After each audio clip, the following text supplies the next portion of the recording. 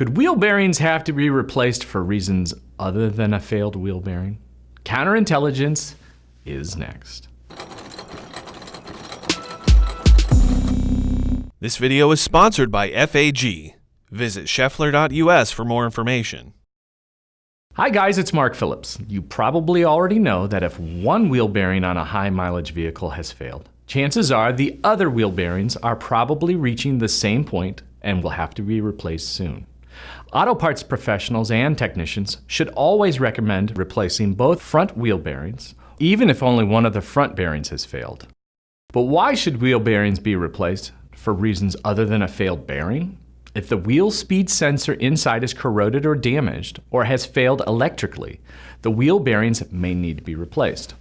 The wheel speed sensors in some hub assemblies can be replaced separately if there is a problem with the sensor, but on others, the entire hub assembly has to be replaced if the sensor calls it quits.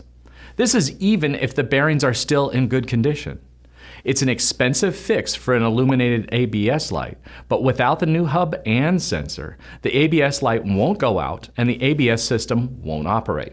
Replacing a bad wheel bearing often requires special tools. For example, some type of hub puller for the front wheel bearings on many front wheel drive cars and four wheel drive trucks, or a hydraulic press to replace the rear axle bearings on a rear wheel drive car or truck. It takes a certain amount of skill to do this job correctly, and if done wrong, the new bearings may be damaged or fail prematurely. A new hub or axle nut and cotter pins should always be recommended to customers who are replacing wheel bearings. So it's not always a failed bearing that will require wheel bearing replacement. I'm Mark Phillips, and thanks for watching.